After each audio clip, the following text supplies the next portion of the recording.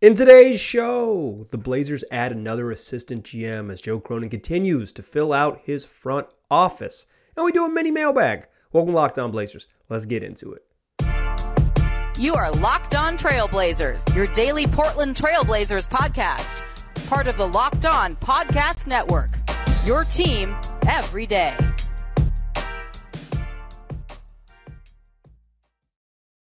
What up, world? It's your past first point guard and Trailblazers reporter, Mike Richmond.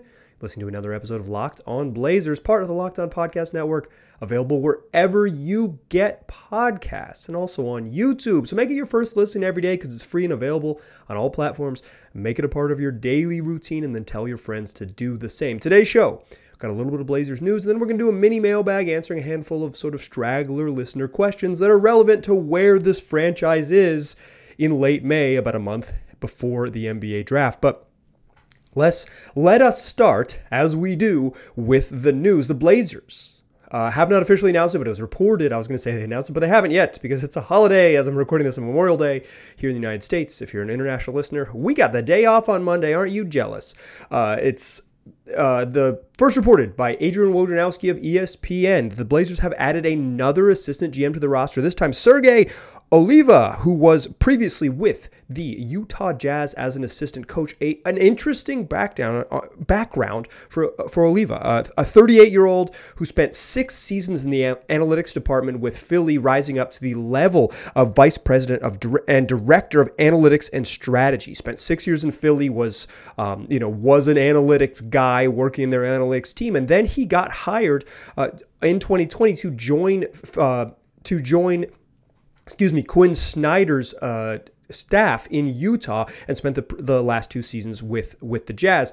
When it was announced, Quin Snyder was kind of like, yeah, this is our blend of analytics and coaching, like kind of bringing that realm to the coaching staff, bringing that skill set like right down to the bench, so we can have like analytics because the value of analytics isn't like crunching the numbers and knowing the numbers, it's communicating them to your players. So having a coach who can be that liaison was valuable, and that was what Oliva was doing there in Philly. Oliva's like a basketball lifer who got interested in computer science, has a computer engineering degree and a doctorate in computer science, went to college in Barcelona, and spent the early formative years of his basketball career coaching youth basketball in Spain, spent over a decade as a basketball coach in Spain before coming over and working in Philly. He is most notably, you'll be able to find the most about him, was where I found the most research about him, was mentioned as a hot name and someone to consider as like the up-and-coming sort of under 40 executives and assistant coaches that are going to shape the next decade of the NBA in a March 2022 piece. This is March of this year, March of 2022. I stumbled over the year that we're in right now. It's that kind of day for me.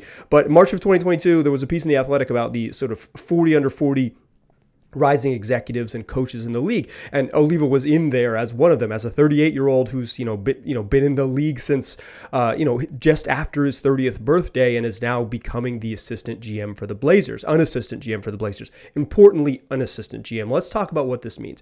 This means that Joe Cronin has now added 3 people under him as assistant GMs. What you're seeing here is Cronin build out the skill sets. In January, when he hired Andrae Patterson away from the Cavs, the press release explained that Patterson would not only have input in player personnel, right, like who they draft, who they trade for, who they sign, like normal stuff we think of a GM, but also would do some interdepartment communications. He would do some administrative stuff. So the people on the basketball side could communicate with people on the business side, so the front office could communicate quickly with coaches and players. Like, he was going to do some admin stuff, as well as being like a basketball decision maker. Some of his role, as spelled out in the Blazers press release, was doing some sort of like some working an important office liaison role, like some just admin office stuff that you need because the person, Joe Cronin, the biggest chair, cannot be everywhere at once and needs someone to be able to communicate the vision, communicate the plan, get feedback, bring that back.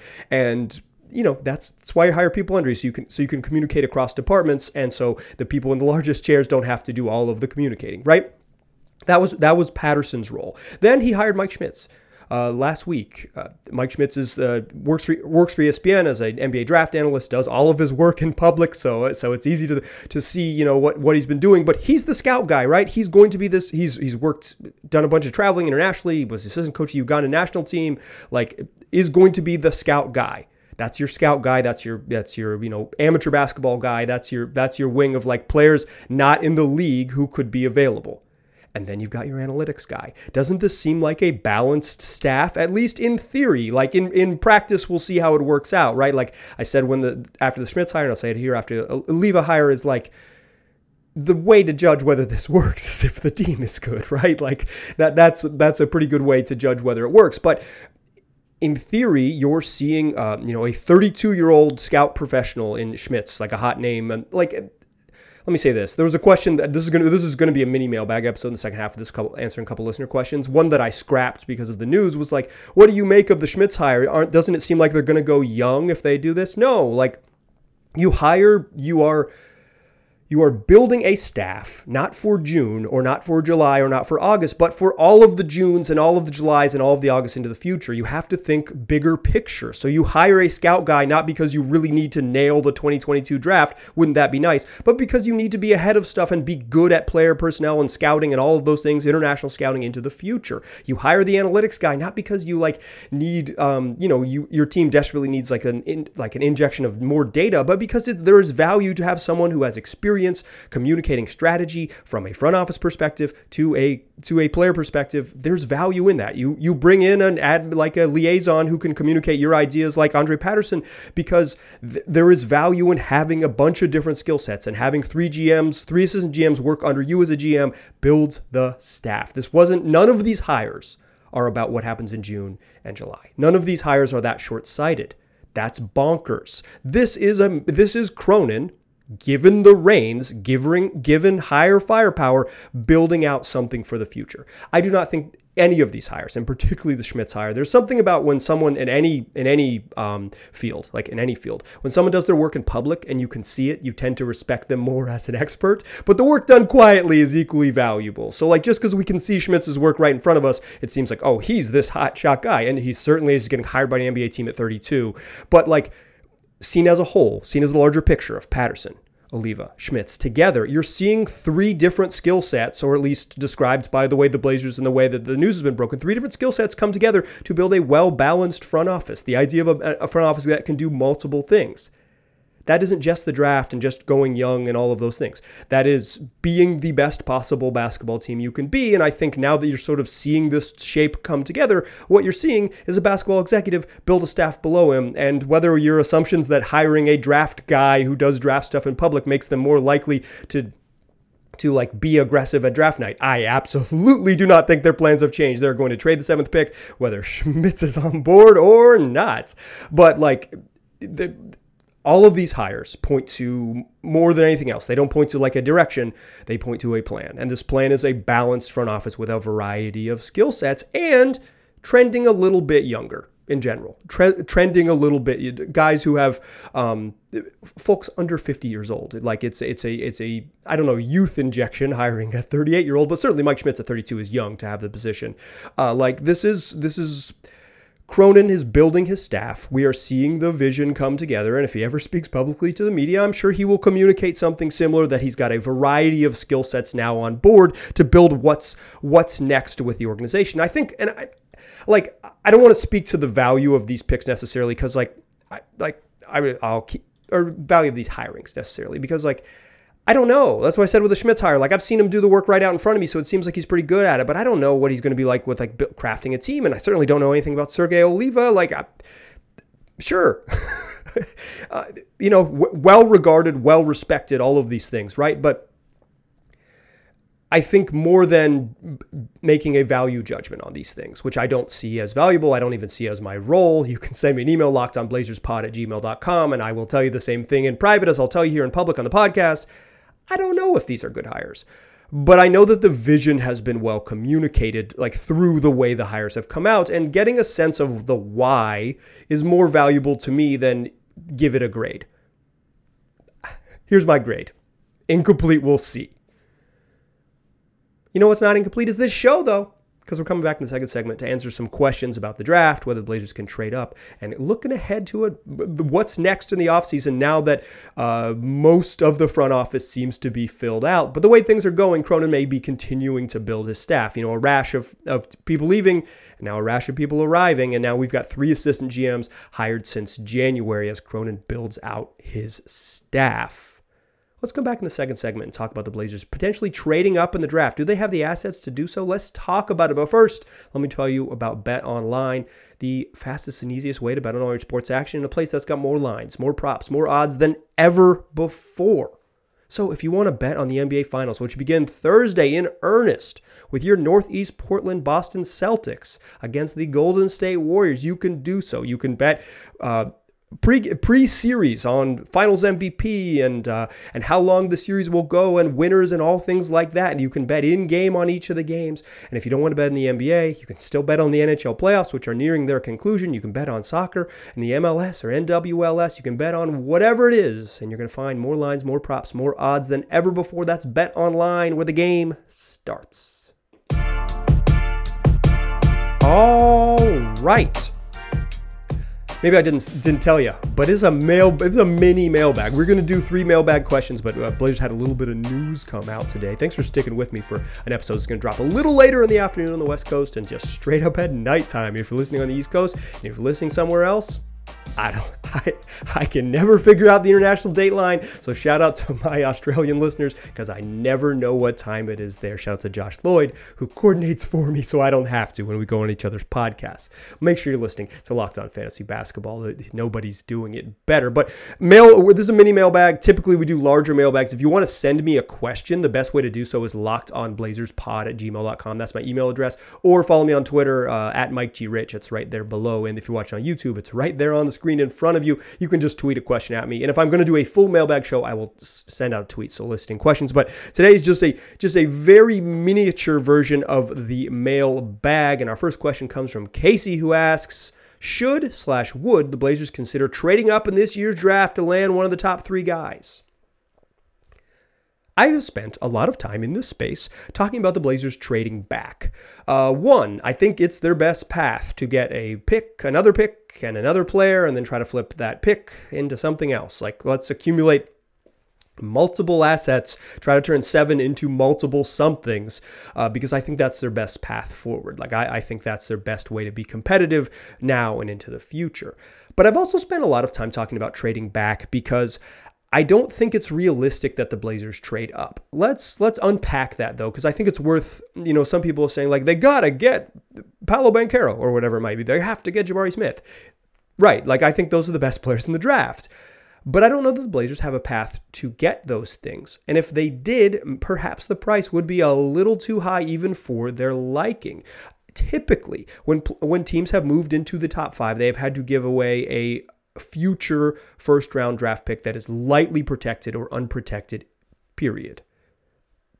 That's the recent trend. Since about 2017, that's the recent trend. If you look at the going price for a Marco Fultz trade or for the Luka Doncic and Trae Young swap, that's the going price. It's like a lightly protected or unprotected future draft pick. The Blazers do not have that. I mean, they could waive the lottery protections on a future pick that's owed to the Bulls, and they could say, like, the Bulls get it if it's above 14, and you get it if it's below 14, similar to what the Pelicans did this year with their pick that the Blazers ended up not getting because of the protections.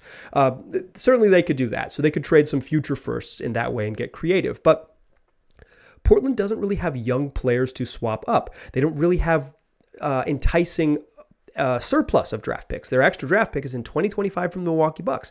I'm not sure that is particularly valuable to people at this point. In fact, it might get more valuable as you figure out what the Bucks are going to look like down the line. But right now, I think it looks like a late round pick belonging to a team that's going to still be, championship level competitive as long as Giannis Antetokounmpo is there.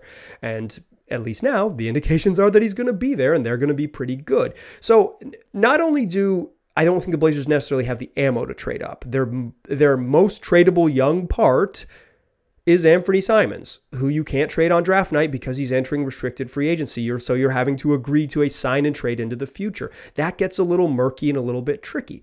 And if you're talking to the teams at the top of the draft, the Houstons, the OKCs, the Orlandos, These teams don't want to pay someone $20 million who's a really good 23-year-old, 24-year-old. They just want a cheap, cost-controlled 19-year-old, 20-year-old on the roster, right? Like they can get a cheap rookie on a rookie scale deal who they can have under team control for up to 9 seasons if they choose to do so, or they could sign and trade for Ant and have him under contract for 4 years.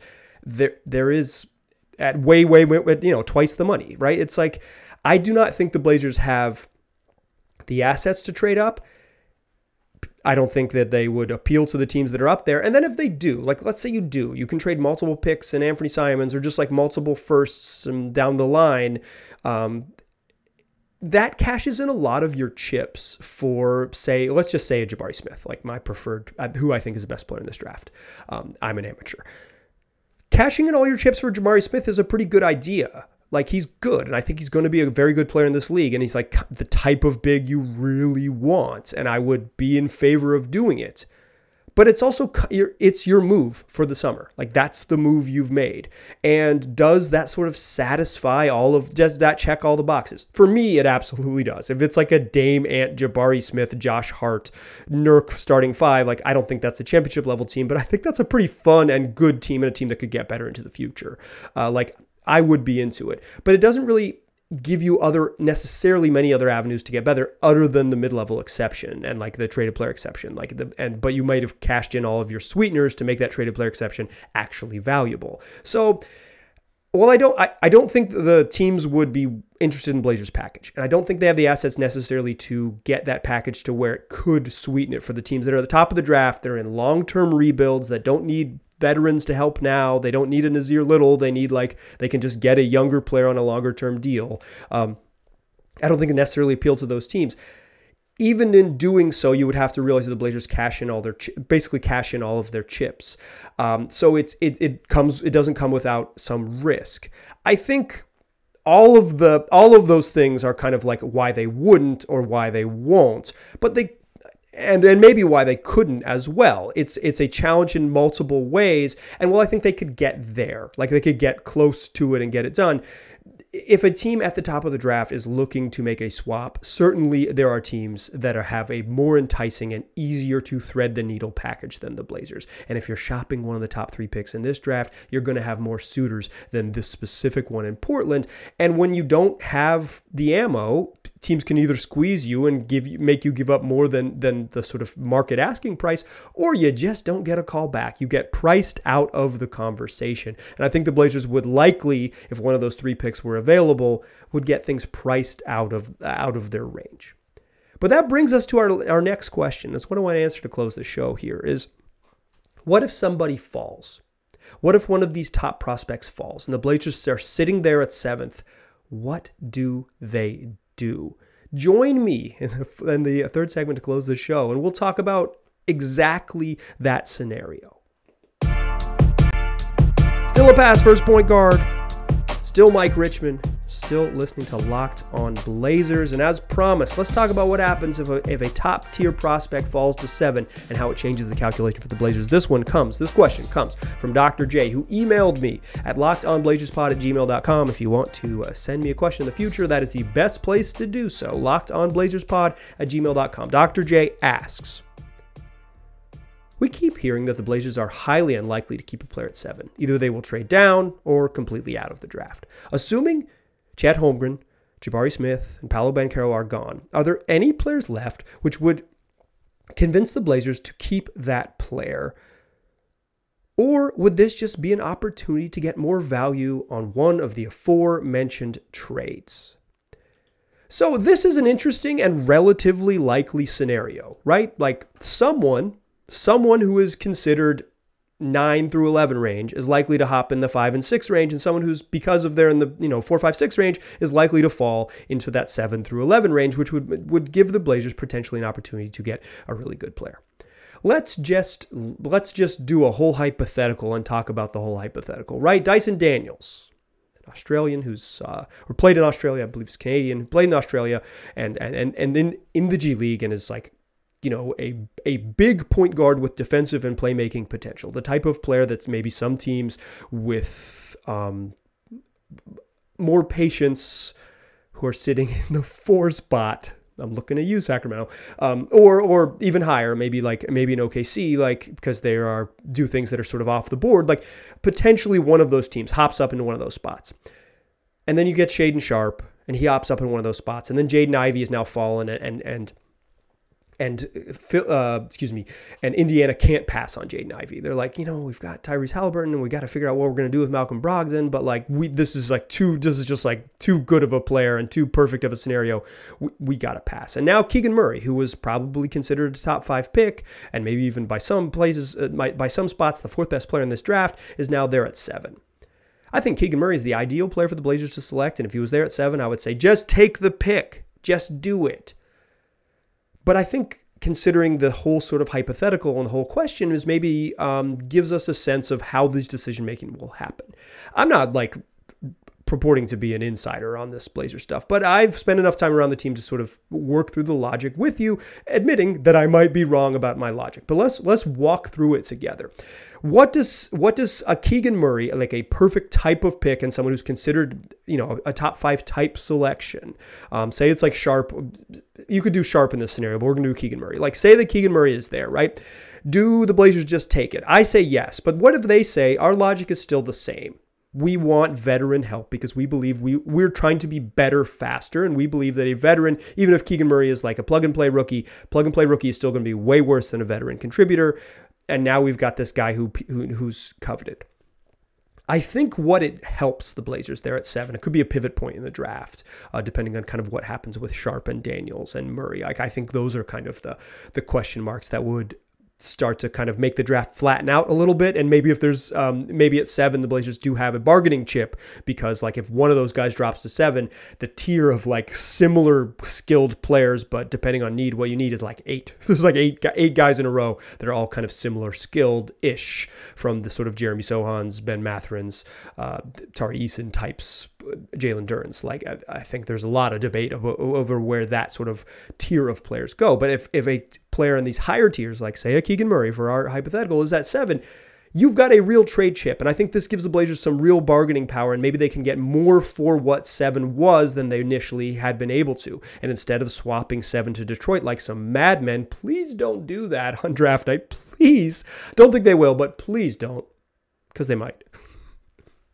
You can trade 7 to a team that is eager to move up and offer you multiple things, because now all of a sudden you have Keegan Murray. And because, when your name is on the clock and when it's clear it's going to be there, and teams are a little bit ahead of us, like that's why Woj is breaking the news all on stuff, like you can really start to drive up the asking price. And I think instead of the Blazers just sort of like taking the pick in front of them, what it gives them ammo to do is to get more value for the thing they already want to do. So that's why there's real value in them being patient. I think they've probably showed their hand just based on all of the reporting that suggests, like if I am relatively confident just based on multiple outlets reporting that the Blazers are going to make trade 7, like I think the NBA circles know that is a gettable pick. So the Blazers are going to have suitors. They're going to and if this scenario plays out where it isn't the choice of Jeremy Sohan and Benedict Mathurin, but it's one of these folks who was like projected, Keegan Murray projected in the top 5, projected by some as the 4th best player in this draft, and all these things. If he's there at 7, the Blazers have real ammunition. I do not think it changes their plan. I think it changes their outcome. Like, I think their process is the same regardless. Shop 7 for the best value you can get. Try to get better. But what you're always, and Cronin mentioned this, what you're always kind of weighing is the value of the pick. And the value of the pick changes on draft night. Because if the value of the pick all of a sudden becomes Keegan Murray, then you have to value what do you think of Murray versus what do other teams think of Murray and what will they offer you. And I think what the Blazers are going to be weighing is not what they think of Murray, but what is the value of the pick on the market. And if one of these top guys slides, even if it's Jaden Ivey who falls on draft night, or Shaedon Sharpe and the team's in love with Sharpe, the value of that pick is going to shift after the Pacers are on the clock at 6 and they make their selection. And the Blazers are either going to get their phone blown up because everybody wants to be where they are, or they're going to have to get a little more creative and maybe take a little bit less, or maybe they've got some semi-trades agreed to based on 6, 7, 8 contingencies. It moves quickly around draft time, and certainly the Blazers are already building their books and building their plans and working through these scenarios. But like, I think if a top tier player slips, Chet Holmgren slips, I don't think he'll get to 7, but like, let's, in a world, Chet Holmgren slips and it's a guy who could have been the number 1 pick in the draft, and now all of a sudden he's there at 7, then that value for the Blazers just skyrockets in the open market. Again, me, this podcaster right here who just whacked his microphone, I'm yelling, take the pick. But like, what I think they will do is I think they will have more ammo to trade that pick. That's my logic, walking through it. We'll see what happens. We're still a month away from draft night. We got a long way to go. We're going to do more draft stuff this week. I got a couple people from the Locked On Podcast Network who are going to join me to talk through prospects to watch. Trying to line up another interview for later this week or next week with someone who's familiar with the Blazers front office's approach to how they handle draft day. I got a bunch of fun stuff on tap. So why don't you come join me? All your podcast platforms, on YouTube, wherever you're looking for us, search Locked On Blazers and you'll find us. Then tell your friends to do the same. Appreciate you listening. Talk to you soon.